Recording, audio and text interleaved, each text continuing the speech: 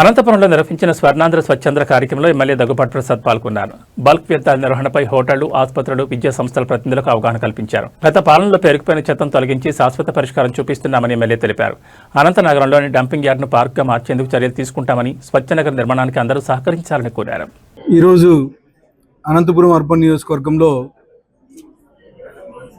3వ శనివారం కార్యక్రమంలో భాగంగా మా ముఖ్యమంత్రి నారా చంద్రబాబు నాయుడు గారి ఆదేశాల మేరకు, అలాగే మా యువ నాయకుడు, భవిష్యత్ నాయకుడు నారా లోకేష్ గారి సూచనల మేరకు ప్రతి 3వ శనివారం స్వచ్ఛాంధ్ర, స్వర్ణాంధ్ర కార్యక్రమం ఏర్పాటు చేయడం జరుగుతూ ఉంది. అంటే ఒక్కొక్క నెలలో 3వ శనివారం ఒక్కొక్క నెల ఒక్కొక్క కాన్సెప్ట్తో జరగడం జరుగుతూ ఉంది.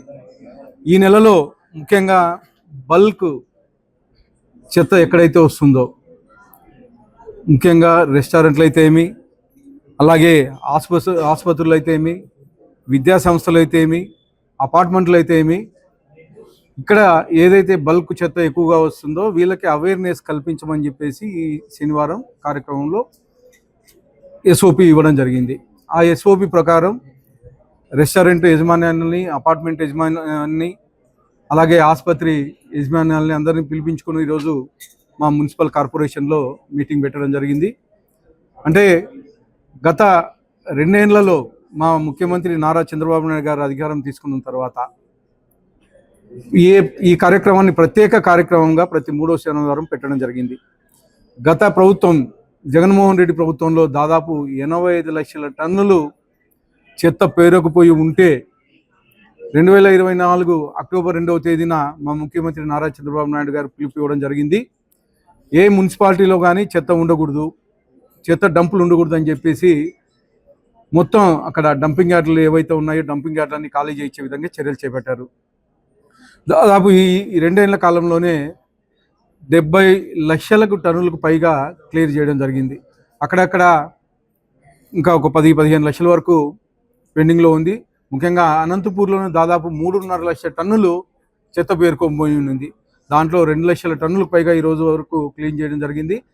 త్వరలోనే మిగతాది కానీ క్లీన్ చేసి అదే ప్లేస్లోనే ఒక ఫ్రెష్ వేస్ట్ మేనేజ్మెంట్ ప్లాంట్ కట్టబోతున్నారు. కేవలం ఒక 1.5 ఎకరా 2 ఎకరాల్లో కడుతున్నారు. అంటే ఏ రోజు వచ్చిన చెత్త ఆ రోజే క్లియర్ చేసి మిగిలినంతా సిమెంట్ ప్లాంట్లకు పంపించడం కానీ, లేకపోతే ఆ ఎరువు కింద మారిందంతా రైతులకు ఇవ్వడం కానీ జరుగుతుంది ఫ్యూచర్లో.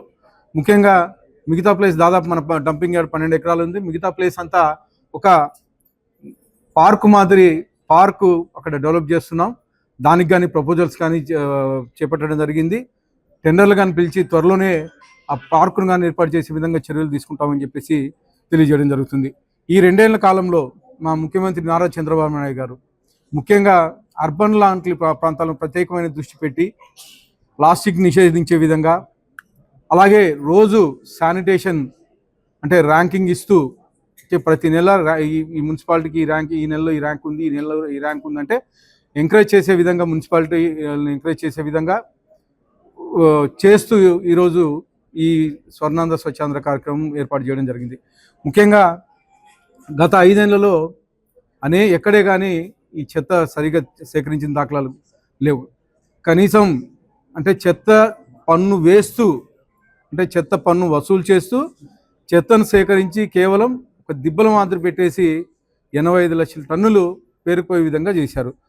ఆ 85 లక్షల టన్నులని క్లీన్ చేస్తూ ప్రతి మున్సిపాలిటీలోనూ, రాష్ట్ర వ్యాప్తంగా ప్రతి మున్సిపాలిటీలోనూ ఫ్రెష్ వేస్ట్ మేనేజ్మెంట్ ప్లాంట్లు టెండర్లు కానీ పిలవడం జరిగింది.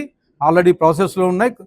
త్వరలోనే ఒక 5-6 నెలల కాలంలోని ఈ ప్లాంట్లన్నీ అందుబాటులోకి వస్తున్నాయని చెప్పేసి తెలియజేస్తూ, ముఖ్యంగా మన అనంతపూర్ అర్బన్లో గత 6 నెలల నుంచి, అంటే వైఎస్ఆర్సీపీ సంబంధించిన మీద దిగిపోయినప్పటి నుంచి కలెక్టర్ గారి ఆధ్వర్యంలో, అలాగే మా మున్సిపల్ కమిషనర్ గారి ఆధ్వర్యంలో పొద్దున్నే 6 గంటల నుంచి 5:30 నుంచి శానిటేషన్ సిబ్బందిని ఫాలోఅప్ చేయడం అయితే ఏమి, అంటే గతంలో ఎక్కడైతే అంటే దాదాపు దాదాపు లాంగ్ పెండింగ్ అంటే 30 సంవత్సరాల నుంచి ఎక్కడైతే డ్రైన్లు అయితే ఏమి, తర్వాత రోడ్లు అయితే ఇలాంటివన్నీ గుర్తించి ఈ 30 సంవత్సరాలు 40 సంవత్సరాలు ఏవైతే పెండింగ్లు ఉన్నాయో ఫస్ట్ అవి క్లియర్ చేసుకుంటూ వస్తున్నాం.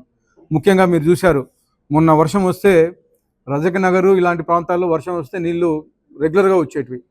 దాదాపు 5 కాలనీలు 6 కాలనీలు మునిగిపోయేటివి.